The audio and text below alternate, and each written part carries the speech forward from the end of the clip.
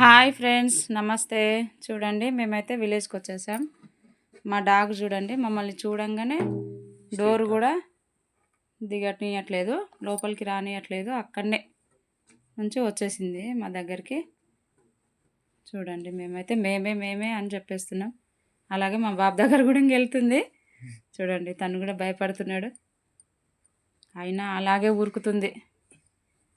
చూడండి, ఇంకో మా దగ్గరనే చాలాసేపు స్పెండ్ చేసింది. అది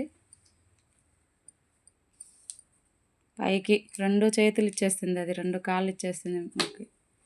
వచ్చారా మీరేనా అనేసి మళ్ళీ లోపలికి వెళ్ళిపోయింది.